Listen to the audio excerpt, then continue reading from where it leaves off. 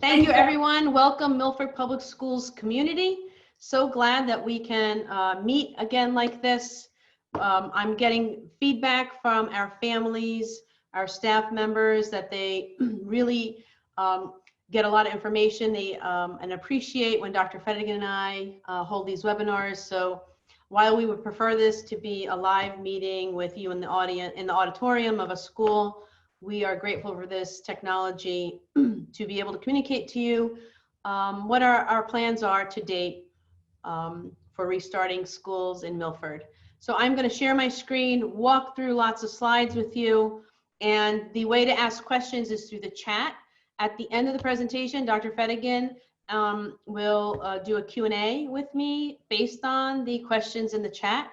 So we're hoping to answer more questions tonight than we have been before. Each and every day is an opportunity for us to provide more answers to questions that we have. Please know we don't have all the answers tonight. We just have many more answers to questions that you've been sending us. And this presentation tonight is actually based on work we've done today, but also questions you've been emailing us. So let me share my screen.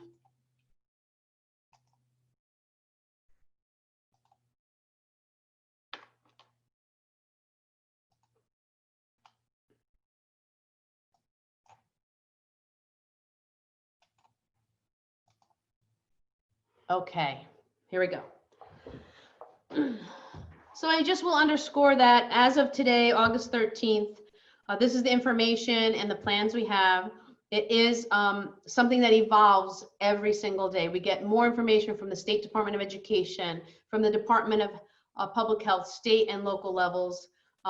We get more work done with our task force and get closer and closer to plans, finalizing details, and know that you are chomping at the bits for that. So as of August 13th, these are the plans we have. You know that the task force, we've been talking about the task force that we put together back in June, got reconstituted a little bit based on the decision for us to go toward a tier 1, tier 2, tier 3, and fully in-person instructional model.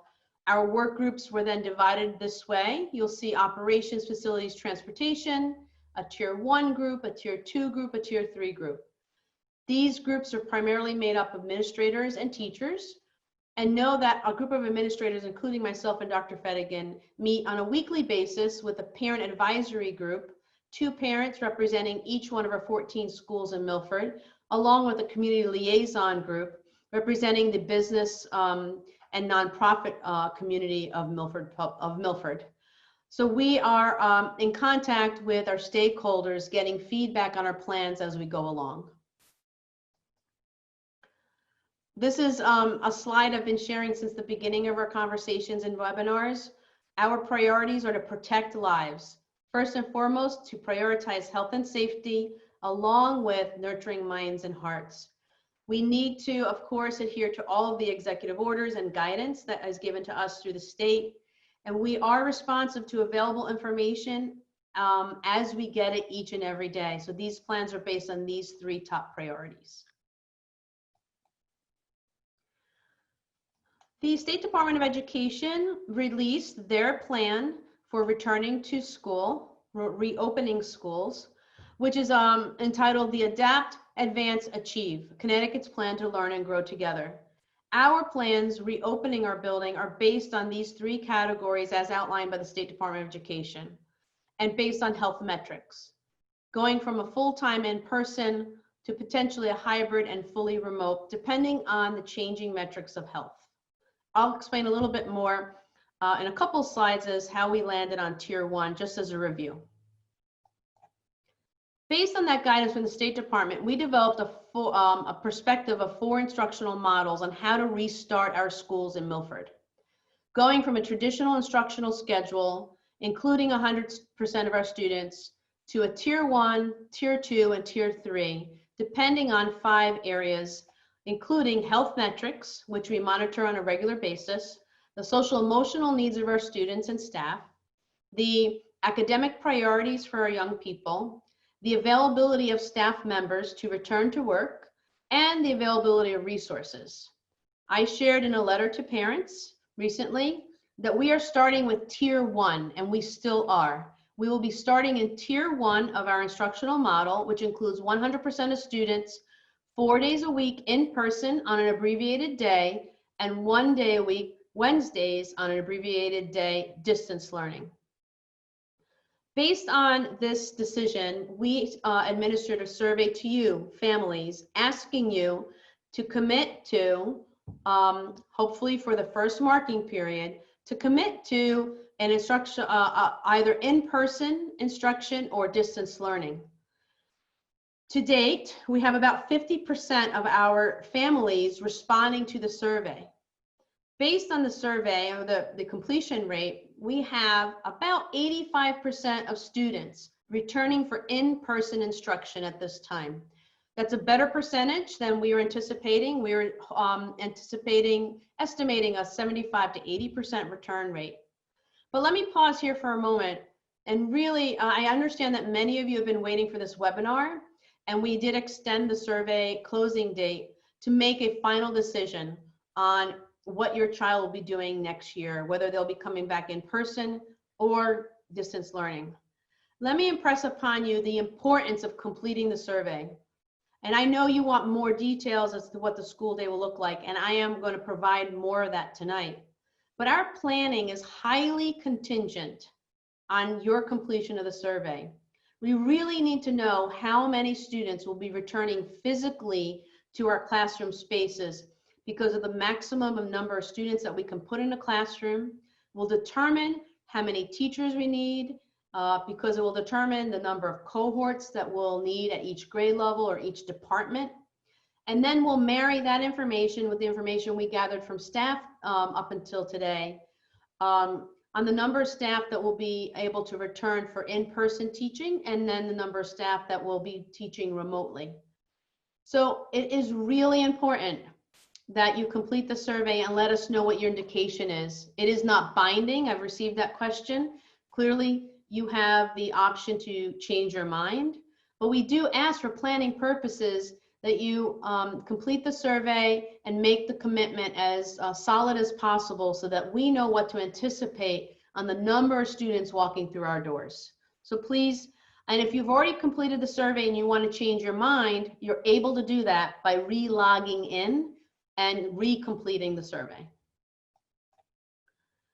So we have a lot of questions around what is a cohort, and cohorting looks different at the elementary, middle, and high school. Let me explain. In the elementary school, it is likely that a student will remain in a group of about 16 students based on the size of a classroom all day long. That group of children will move about their day together.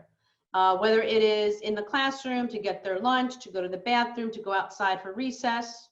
At the middle school level, it is primarily the same, that they will be grouped together with the same students all day long. And it gets a little different at the high school level, as you can imagine, because of the different levels of courses and the electives.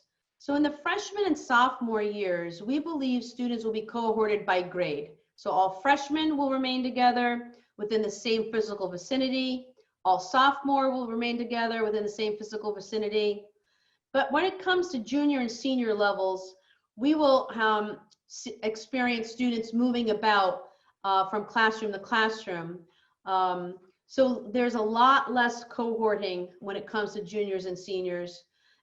But we offset that by ensuring that we have hallways that are one direction.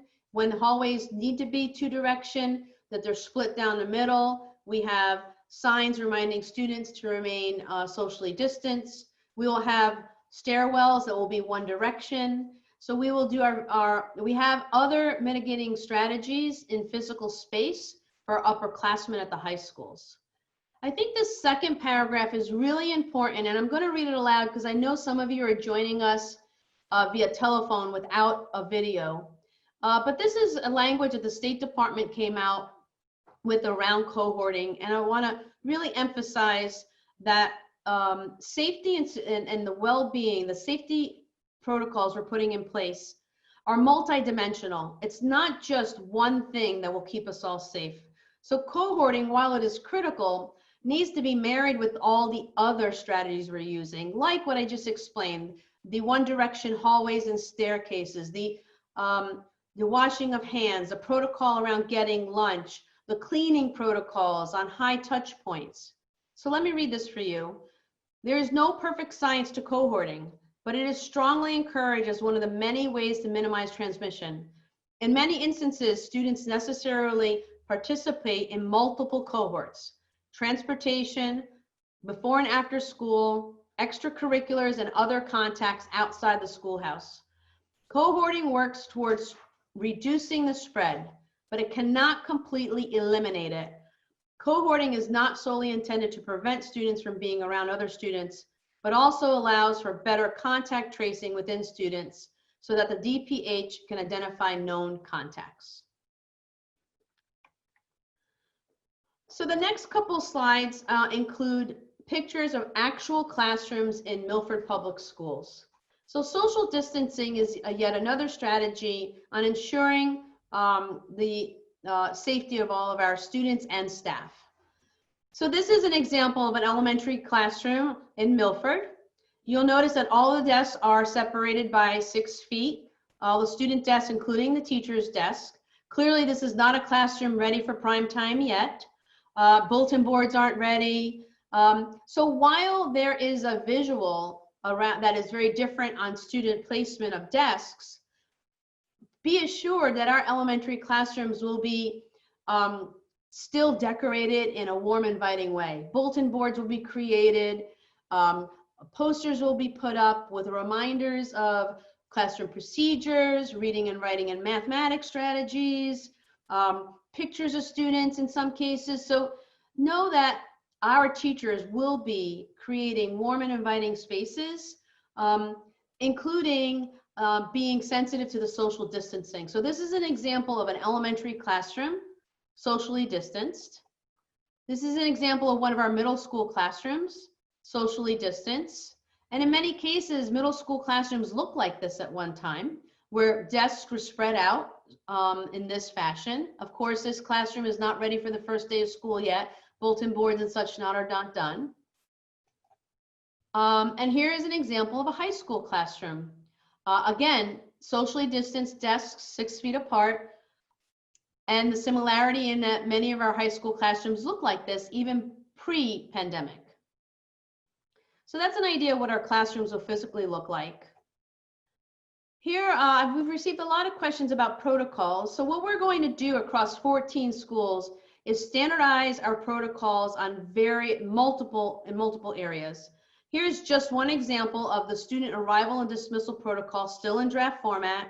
We'll have protocols on how students access the restroom, how students get lunch served to them, how students will go to recess, how students will take mass breaks. So all of these protocols will be put in writing.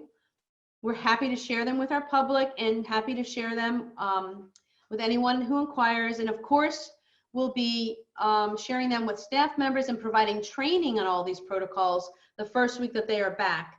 And equally important, we'll be providing some instructional time with students around these new protocols within the first couple of days of school.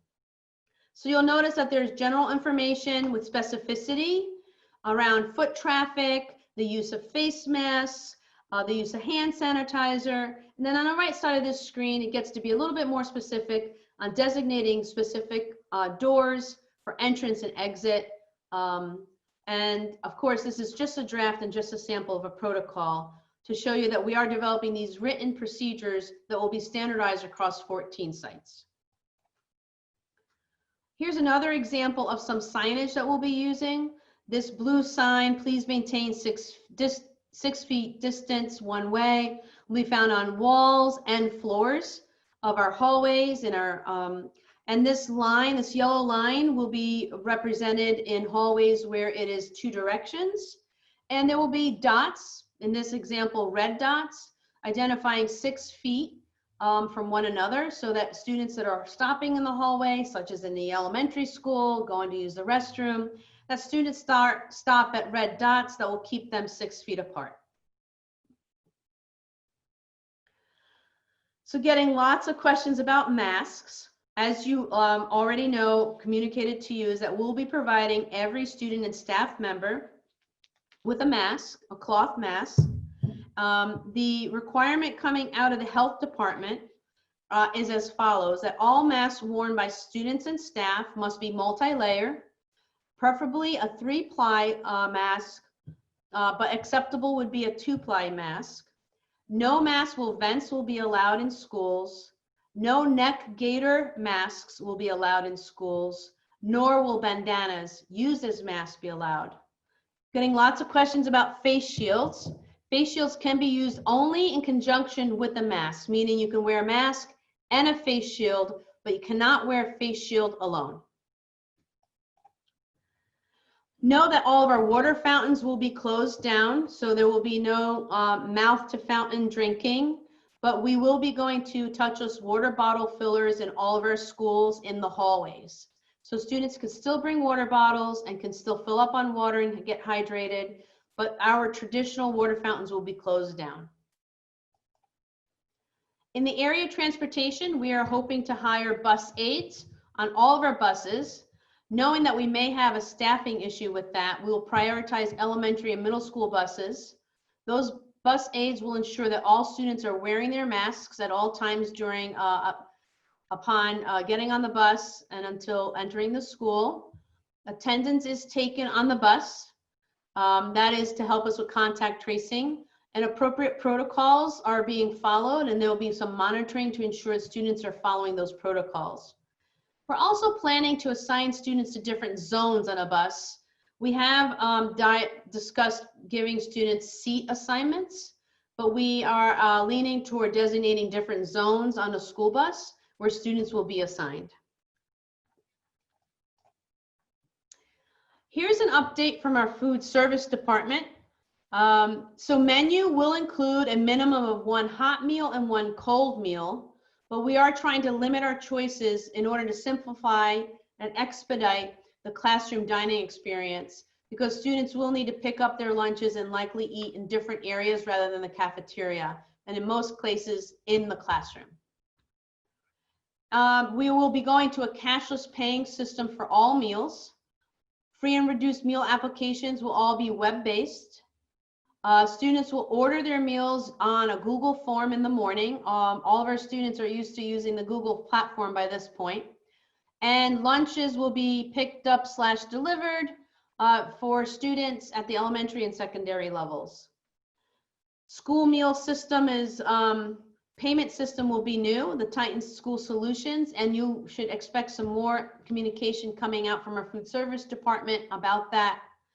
And medically necessary meals will still be provided, especially with students with food allergies. Let me say something about food allergies. Getting lots of questions in that area. Just as recent as this morning, had a meeting with the health department on food allergies and how we're going to handle that with students eating in the classroom. We still have not determined all of those decisions.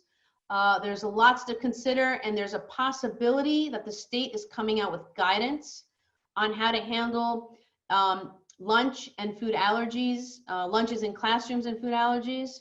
So we're just waiting a little bit longer for potentially additional guidance before we make our decision and share that out with families. So we are working on that. We're just asking for your patience on that one. So there, really want to give you a glimpse into what would the school day look like. And again, with Tier 1, we are in person 4 days and an abbreviated day. Distance learning on Wednesday. And as I work through the next few slides, I really want us to focus on, while our entire lives for the last 6 months have really been focused on all these things that are different, all the things that we've had to get accustomed to and adjust to and change in our personal and professional lives, I just want to ask your indulgence to look for what is still common and what our students are familiar with and what we know will be the same about schooling. While there will be a lot different, there are lots of components that will remain the same. So let's start with preschool for a moment. So in the area of preschool, here are 2 sample schedules, and I underscore sample. It will not be exactly like this, but these are examples that we wanted to share out with our community a bit. So you'll notice in both samples, there are common pieces that will continue with our preschoolers, like a focus on fine and large motor development, like a focus on SEL, or social emotional components. We will still engage students in literacy activities and math and science experiences. What we're mostly leaning toward, though, rather than doing a group share of materials, providing each student with their own set of materials, learning materials to engage in these activities. We are still discussing with the health department the under what options would students share materials. We realize that it would require a lot of cleaning in between use of materials, and we're just not sure we would be able to ensure that can happen, that everything is being cleaned in between use. So we're really leaning toward providing each student with their own set of learning materials and resources to keep everybody safe. But you'll notice that a sample schedule includes your typical preschool activities, including free play, including recess. So that would be an example of preschool. On this slide, there is again, a sample. It will not be exactly like this for all students, but here's a sample of what an elementary day would look like. And this includes distance learning day. We're getting a lot of questions on what that Wednesday would look like.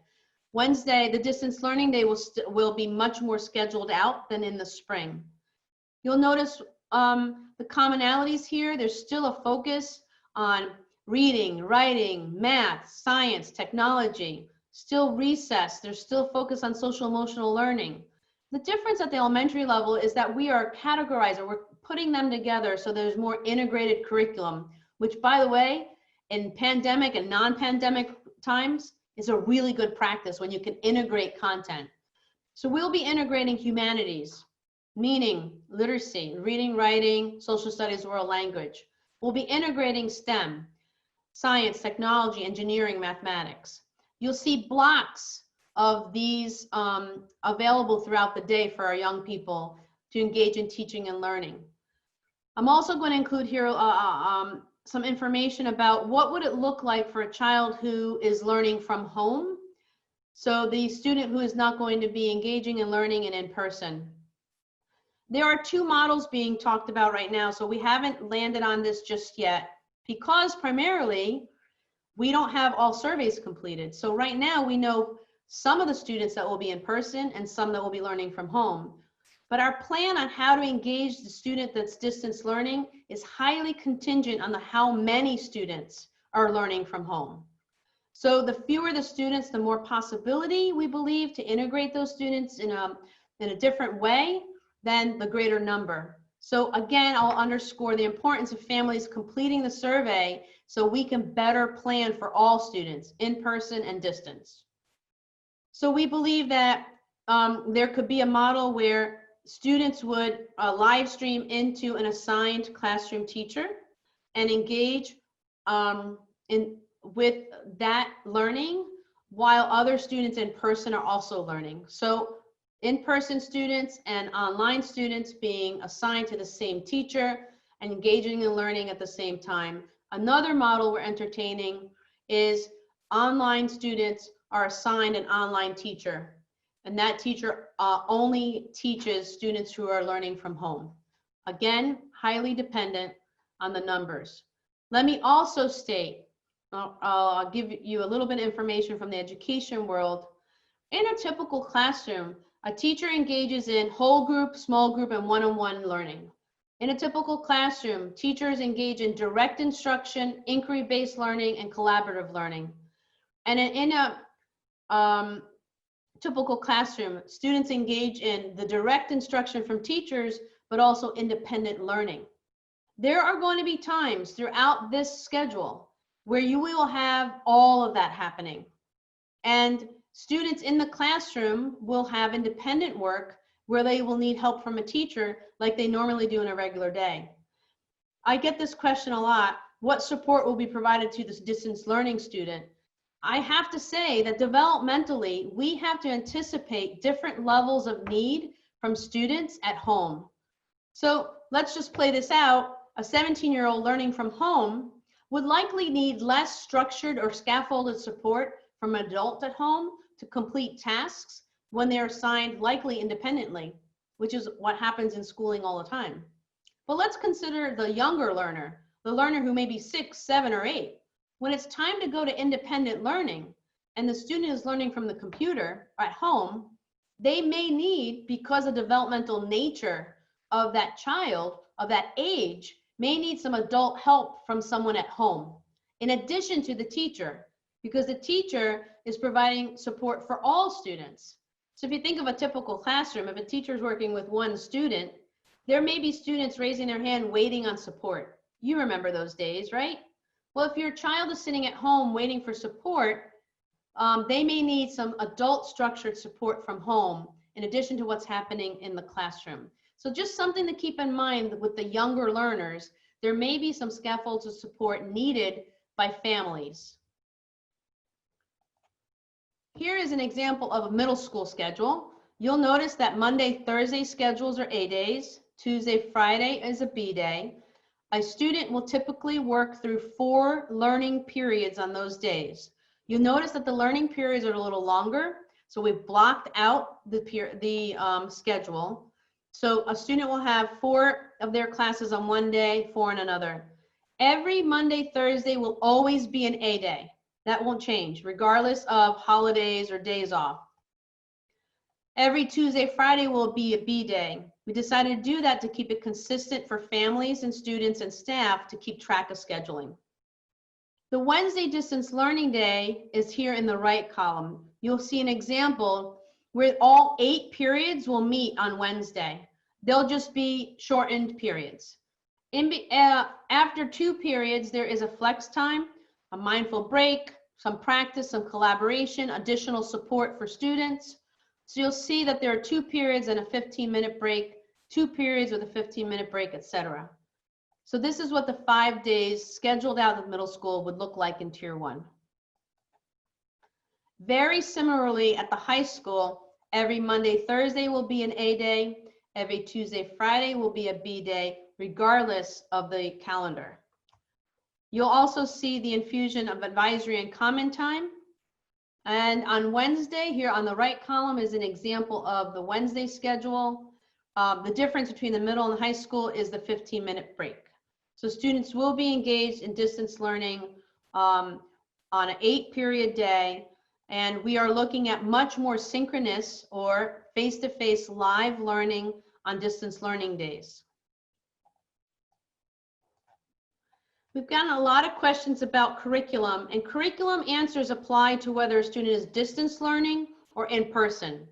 So the same level of rigor is what we're expecting, regardless of whether a student is inside of a physical space classroom or at home learning. Now, this gets a little technical on the education side, so I'm just going to talk about the red circles. The way we are trying to approach curriculum is we don't want curriculum in slow motion. We don't want to just do a bunch of review the first few weeks of school because of learning lost in the spring. So we're going to try to accelerate learning by prioritizing the curriculum. And this is how we as educators will do it. We will prioritize the work of the grade in the course. So we'll take each grade, we'll say, what are the priorities in mathematics in this grade or this course? Make that list. Then we'll develop a cohesive scope and sequence. We'll take that and we'll map it across the year so that students are assured of getting all of the priorities in that curriculum. And then we'll boil it down to the big ideas by unit and the critical competencies by unit. Something that that we're developing now and teachers will get training on by the beginning of the school year. This is an example of what it looks like in the teacher's hands. Again, a perspective for educators, but I wanted to share with our families. The educators will get a curriculum prioritization roadmap that identifies the major work, the scope and sequence, and then within each unit, or in this case, bundle, this is a math example, by the way, on multiplication and division, each bundle will have big ideas and competencies. What are the must-learns? Is a better way to put that. Sorry about the bad grammar. But what are the must-learns for each grade and course? How do you scaffold a way forward to learn that in that bundle? What's the assessment for that? And what are some of the assured experiences that we want to make sure that everybody in grade 3 in this content area gets. So this is just an example of what teachers will be getting in the fall. We also wanted to put out an example of a calendar for September. So you will notice here at the elementary level, every day is 8:40 to 1:40. No change in that. At the middle school level, again, just underscoring that every Monday is an A day, every Tuesday is a B day, Thursday A, Friday B, with distance learning on Wednesday. And I'll call all high school parents' attention to this September calendar, because there is one little change on Wednesday because of the SAT day for seniors. So if you're senior taking the SAT day, Wednesday the 23rd, you'll actually be coming to school to take the SAT. Everyone else, freshmen, sophomores, juniors, will be distance learning. So I want to address our opportunities for before and after school care. We realize this is a need for some of our families. We are working with the YMCA and the Boys and Girls Club. We are doing everything in our power to provide at school before and after school care. We believe that is a reachable goal, but we do have some logistics to work through. Just met with these organizations today again, and we are faced with the challenge of the common use of space and the requirement to disinfect and clean in between cohorts of kids. So let me use an example that if the Y is using rooms 4, 6, and 8 in a particular school from 8 o'clock to 8:40, we would need anywhere from 30 to 45 minutes to disinfect that classroom before those cohorts of students come for their learning day in rooms 4, 6, and 8. So we're working with our before and after school care providers to ensure that we have enough transition time so that we have time to clean. So if the YMCA comes to use room 4, they would need to vacate it in time for us to clean so that the next group of kids can come in and learn in a safe environment. So while we don't have a lot of details to share with you just yet, know we're working through all of those logistics. And those organizations too are being responsive to the changing guidance that's coming from the state. So both the public school system and those child care, daycare organizations are trying to figure out their plans as well. So we're working together to do that, so we can better share information very soon on before, after school, and Wednesdays also, by the way. And in the area of social emotional learning, we parents can expect, at least at the elementary level, likely in a survey coming to you about what the social emotional learning needs are of your children as you've seen them the last 6 months. But next week's focus will be sending a survey out to our students in grades 6 through 12 to better understand what support they're going to need coming back to school. And we really wanted to hear the student voice around this to ensure that we are hearing from them as to what their experiences have been and how we can best support them transitioning back to school. So be on the lookout for that survey. And speaking of surveys, we're also, based on the meeting we had today, likely going to send out something to our families to better understand who needs before and after school care and who needs Wednesday care as well. Sorry, I forgot to say that. So we are hoping that after tonight's webinar, for those of you who have not completed the survey, please log in by tomorrow evening, complete the survey, share with us your preference so we can be better planful on receiving and providing, receiving students and providing meaningful instructional experiences for all kids, whether it's in person or distance learning. A reminder that August 31st is the first day for staff, and September 8th, this is a change based on a recent vote by the Board of Education, that September 8th is the first day for students, which is the day after Labor Day. If you feel like you're missing any information or you want more information, we have a revamped website. It's completely focused on ReStart 2021. Every piece of information that's been communicated from my office since March 12th, since the start of this, all the webinars, videos, FAQ, is available on this website. We'll be putting out a part 2 FAQ based on questions that we may not get to tonight, and questions we have received that may not have been answered in this webinar. So I'm going to stop sharing my screen, and we'll get a good half hour of Q&A. Dr. Fedigan, based on the chat. Okay, ready to go? Ready to go. All right. So, Dr. Pataya, many folks have written in around the time frame for drop-off and pick-up times, especially the elementary level for walkers and bussers. Right, so and one of the webinars I mentioned we may need to delay or change that for elementary. We believe we do not need to do that, that we are going to keep at the elementary an 8:40 to 1:40 start and end time for all students, whether you're a drop-off or bus. We are looking at new procedures on drop-off where we will likely ask parents not to get out of their cars. And we will have a numerical system for picking up in the afternoon. And we believe that with that procedure, we can expedite the drop-off so that as little instructional time is lost. So thank you for that question. It's 8:40 to 1:40 for everybody. Dr. Pataya, several folks have written in about how to find the survey. So it's important, I think, that we remind everyone, you find the survey by logging into PowerSchool.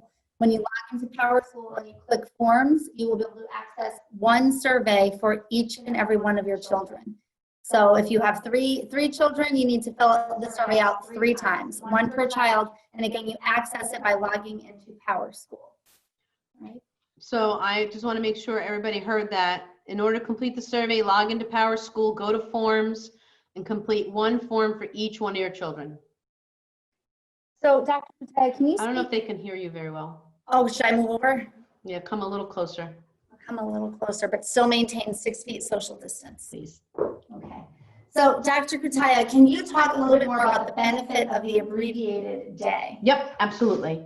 So we are looking at abbreviated day to ensure that we can limit exposure and contain any possibility of risk. We had some guidance come out of the State Department that modeled a 5-hour day, and we believe that that was responsive to a public health concern, but also we heard from parents and staff about the changed physical environment and requirements of young people and their stamina to really sustain a 6 3/4 hour day. So there was a lot of worry around mask fatigue, a lot of worry about especially our young people sitting in desks all day.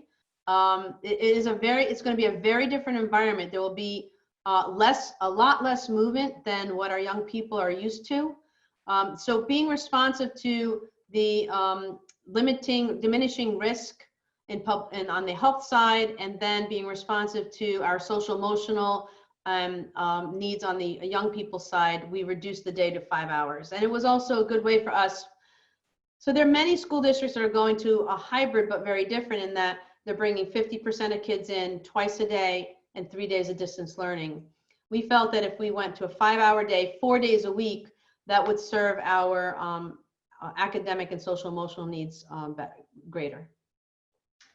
Dr. Pataya, folks are wondering if a child is coming to school in person for Tier 1 instruction, are they then able to select remote learning on different days? So for example, could they attend in school on Monday, but then on Fridays be a remote learner?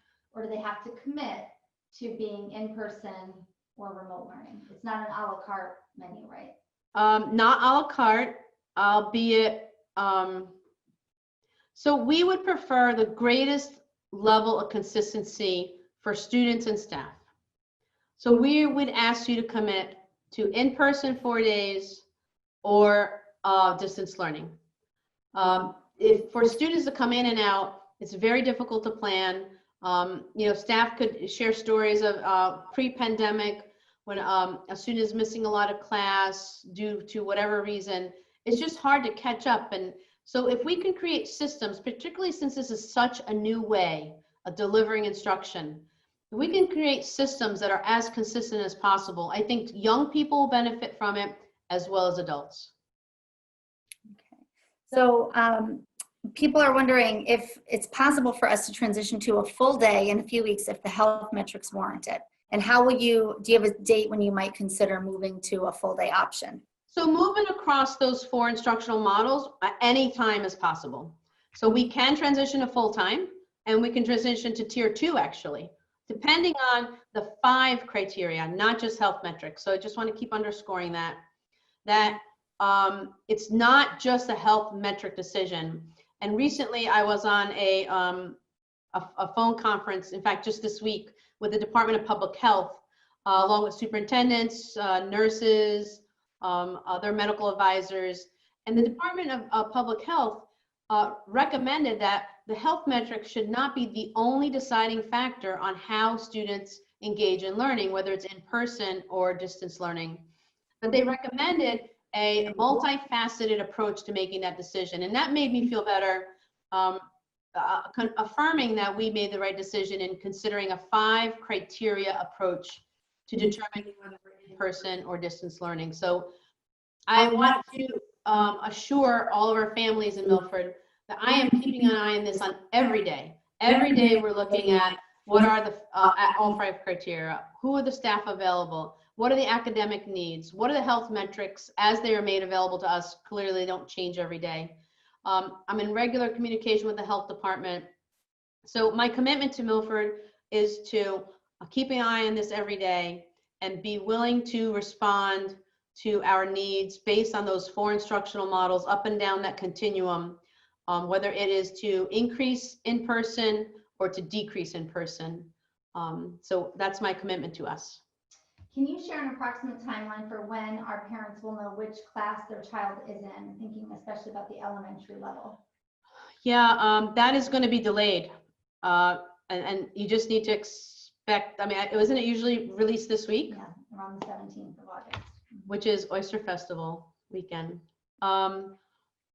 So we from the survey. We can't place kids in classrooms unless we know if you're coming back, because we have to balance those cohorts, and we can't exceed 16 students in a room. And we also don't want to exceed our class guidelines by adding potentially students who are virtually learning. So this answer partially is dependent on families completing the survey, so we know what students are doing. And as I shared earlier, we only have 50% of families completing the survey. We also are just now also this week completing understanding which staff members will be teaching remotely and which will be teaching in person. Those 2 puzzle pieces will come together next week. So timeline is the question. I would anticipate by August 31st, but I'm not sure when between now and the 31st that would happen. So some follow-up questions based on what you just shared. How is it possible that we can have 16 students in a class? It does not seem possible that we could fit that many in our classroom spaces. Maybe talk about the process of how we determine that with our facilities and administrators. Right, so aside walking the rooms ourselves as administrators and the director of facilities, literally we're boots on the ground. I mean that figuratively, not literally, figuratively. No. You do mean it literally. Literally, thank you. That one. So literally we're boots on the ground, and we also developed a mathematical equation based on square footage, the size of desks and chairs, and what it would take to be 6 feet apart person to person. So we walked the rooms ourselves, and we created a mathematical equation based on the square footage of each room. We also have CAD designs of all of our buildings with specific square footage. So we were able to put all those numbers into a formula, into an app of sorts, and we had numerical backing to the number of students we could fit into rooms. So it was highly analyzed. And you know what? In some classrooms, it's less than 16. And in some, it could be more. But 16 is the average, and it's all based on the square footage of the space. Okay. And a related question, if a student is beginning the They need year, you to speak louder. If a student is beginning the year, I Blessing keeps muting me. Is that better? If a student is beginning the year in person and then they transition to remote learning, will they stay with that same teacher in cohort? That is our goal, because we do not want a lot of transitions for kids. So I state that as a goal because I don't know yet who's coming back. So we don't know what those cohorts look like yet.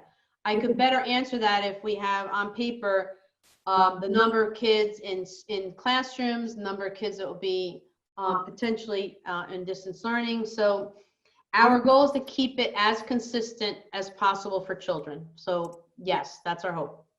Okay. How will special education services work? The question that was just asked, can I repeat it? All right. Hey, Blessing, can you check the audio on Dr. Fedigan, please? Yeah, I'm checking the audio. It was just a little feedback, but she should be okay to talk. So ask that question again about distance learning and return, or in person going to distance learning. Let's see if it works better, okay? Okay, so the question was, if a student first opts for in-person learning but then transitions to distance learning, will they stay with the same teacher and the same cohort? Okay, hopefully you heard that. All right, let's keep going. Okay, great. What happens if a student or staff member becomes sick? What will the protocol be and how will families be notified? All right, so I know this is a big question on all of our minds, including myself, and we are working with the health department, again, on that phone call conference I was on this week. The state Department of Public Health is working on protocols on notifications. So we know that we will be required to notify potentially parents, families, staff members, depending on contact tracing. Talk to the health department again, the local one today. We are going to, in partnership with the health department, develop those protocols on. So if a child is child or staff member has symptoms, COVID-19 symptoms, or are identified positive, there will be a chain of communication that comes out of that. We just need to determine what that looks like, and we'll put that in writing and we'll share it with you. I commit to having that all fleshed out and shared with you as families, shared with staff, training staff, making sure we all follow that protocol before we ever bring kids back. So while it is not available yet, we will have it before we open our school doors. Okay, Dr. Pataya, if you try muting your speaker when I talk, that might work. But if I mute, they can't hear me. Right, and then you have to unmute again. I think is what Okay. they want us to do. Let's see if this works, if they can hear. Can you talk about how cohorts will work at middle school and high school level? There's a question with middle school about mathematics and cohorting, and high school, you know, with students who take elective classes and honors level classes. See if they can hear that. So at the middle and high school student classes, at the middle and high school level, students will be able to access their leveled mathematics courses and other leveled courses at the high school. So that will continue. Okay. Will students and staff be required to take a COVID test before school starts? That is no longer required. It was never required, sorry. That is not required to enter school. Okay. So folks want us to go back to the special education question. How will special education services work? So we are going to put out an FAQ on special education next week. So look for that. But as far as we're concerned, IEP services will continue. Your child will get their services as identified in the IEP. There is some guidance that came out from the state this week stating that if in our model of learning, an IEP service cannot be delivered in that same format, that we will need to revisit the IEP and determine how that service can be provided. So this question is highly dependent on your child's IEP. So there's no blanket statement that we can make that will answer everybody's question on IEPs. So IEP services will continue, is the bottom line of that. I would recommend that if you have any concerns with how that's going to happen, contact your case manager. I am sure there will be communication coming out from teachers to you, from our special ed staff. But again, we're putting out an FAQ just on multiple special ed questions that we're getting. But the best answer is that your child's individual education plan will be delivered. And if it can't in this hybrid model, a modification will need to be made, and that won't happen unless you are notified. All right. If a child is participating in distance learning, will he or she still be able to participate in high school athletics? Yes, they will. Can you talk a little bit about after-school clubs and athletics at the high school level? I know we've received guidance recently from CIAC. So according to CIAC, all fall sports are a go. We know that we have conditioning and skill development occurring with those fall sports now here in Milford in a non-contact manner. We do have the guidance that just came out a couple days ago. We will need to spend some time with to make some decisions on how to implement that. Folks, that ruling is very controversial. And we have not had enough time to digest it and really think about how we're going to handle that in Milford. I think it has just sparked a fire across the state, particularly with everything that's happening nationally with sports. So I'm going to ask everyone's patience to give us some time to really think about those guidelines. And I think organizations are going to start, if they haven't already, responding with their professional opinions about the guidelines. So we just need a little bit of time with that. Was there another part of that question? No, I think you handled it. You addressed this before, but the distance learning curriculum, will that follow our local curriculum in Milford Public Schools or a state curriculum? So we will follow a local curriculum. All right. You've talked a little bit about the masks. We're providing masks too for every staff member and student, but are disposable masks acceptable? As long as they're multi-ply. Okay, so it's 3-ply preferred, but 2-ply Acceptable. is acceptable. Right. So if there are neighbors, kiddos that are in the same grade, that ride the same bus, can we request that they are in the same cohort? You can place that request. To whom should that request be directed? The school principal. Excellent. So many people want to know about back to school supply shopping. Will we be issuing back to school supply shopping lists? Dr. Fettigan, you can help me, but I thought Milford Public Schools provides all school supplies. We do. We provide all supplies that students will need. And in fact, you mentioned earlier that we're looking to provide individual kits for students, even in the area of art, so that students will have their own supplies as they move throughout the school. So let me just throw in though a pitch. We're really trying to limit stuff and clutter, because the more stuff you have, the more stuff you're touching. And so I would encourage parents to, purchase the backpack that you normally do. That your child's belongings will primarily be inside the desk and in the backpack, which will likely hang from the back of the seat. We're trying to eliminate the use of cubbies because that requires movement and touching. But, and I know this is hard, particularly for our little learners, but getting the Hello Kitty or the Power Ranger pencil boxes and the cute stuff, I would just recommend limiting the stuff that we're buying and sending to school, because it just is another opportunity to cross-contaminate. And I saw something on masks. There's a slide on masks here, folks, and maybe I wasn't clear. Gaiters, bandanas, and masks with vents are not allowed. So if your child comes in with one of those, we'll be handing them a disposable surgical mask to wear instead. And staff members as well. Will we be able to have students and staff sing in school? I hope so.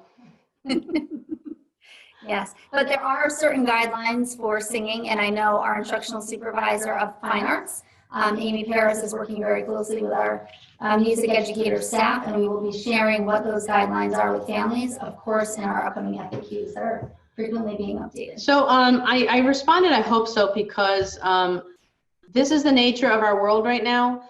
We've decided on something. We've developed procedures. We're going to share it with teachers. We've checked with our local health department. And we're now told we're expecting guidance on music instruction from the state.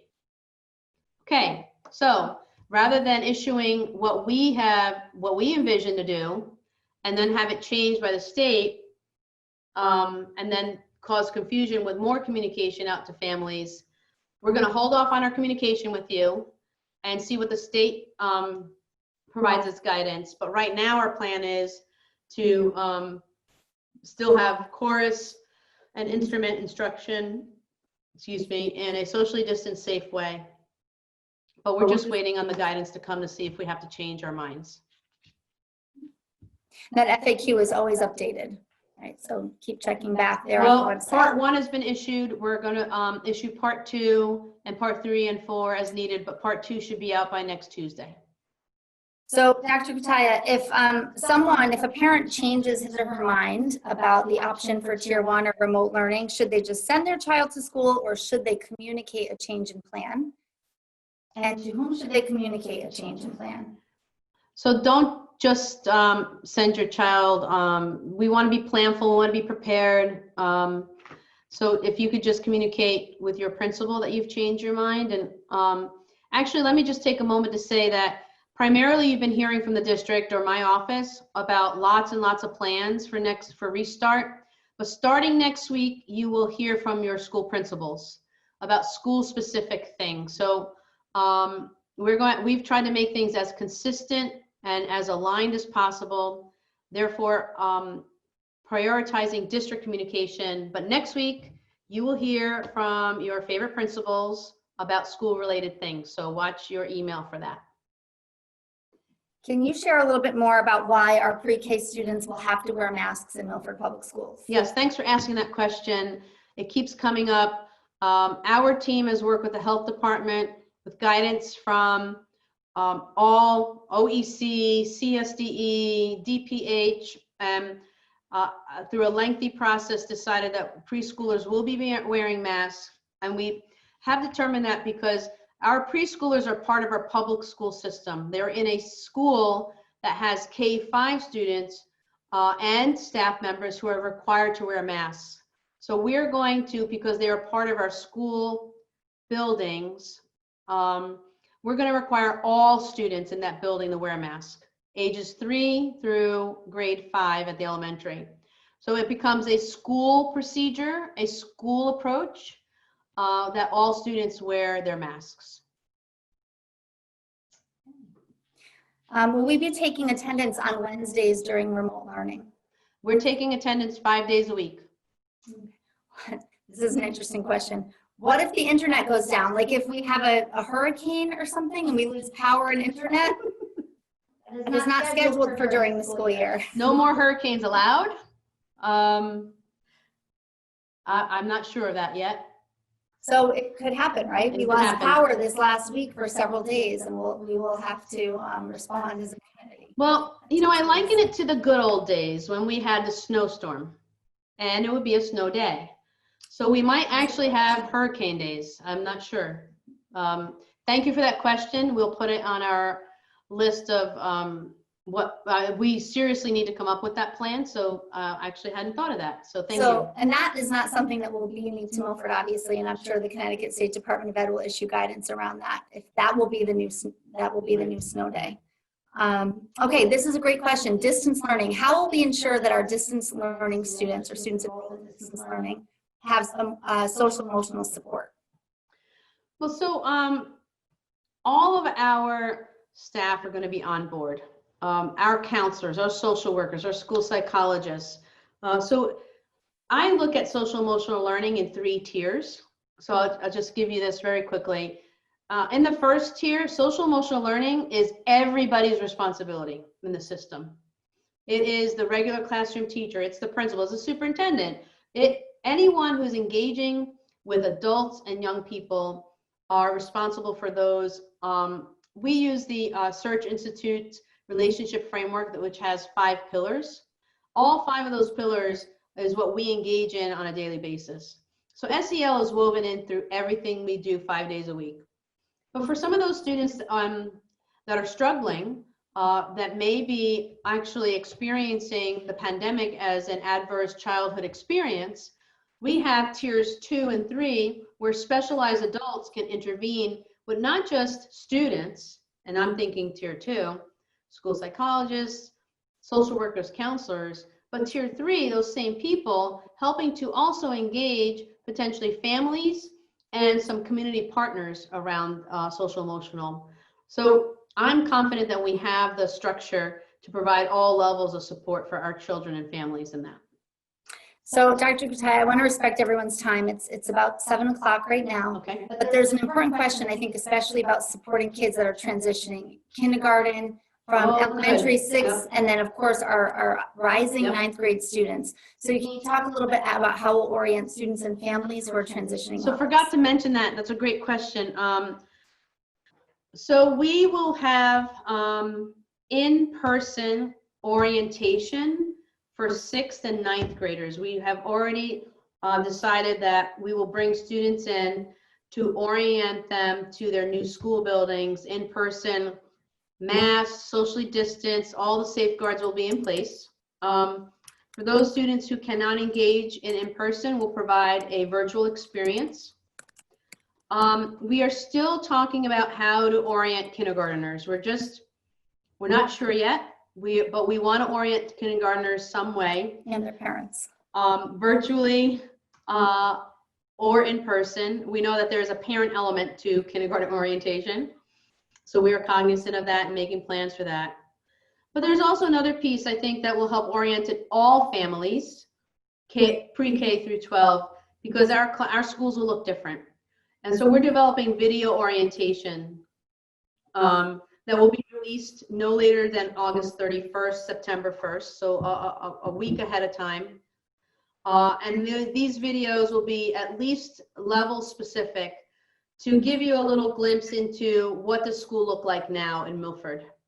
So be on the lookout for that. You could watch that from your home, of course, because we won't be allowing any visitors into our buildings this school year. So orientation, open house for families won't be happening, at least not for now. So look out for the video and the information on K, 6, and 9 orientation. Okay. So if your question was not answered, the chat is we'll be downloading the chat from this Zoom meeting, and we will fold in your question into the next FAQ. And some questions that we don't have answers to, we will hold for part 3 of FAQ. And as answers come about, we will be communicating with you either through a letter from my office, an FAQ, another webinar, or information through the principal's communication with you. Just want to thank everyone's support in Milford. You have been incredible as a partner in helping us think through some things through your questions, and incredible as in your patience and understanding as we try to get to all the answers to really important questions. So thank you for your support and partnership as we try to make the safest learning environment for all students and staff. Thanks, everybody. Have a good night.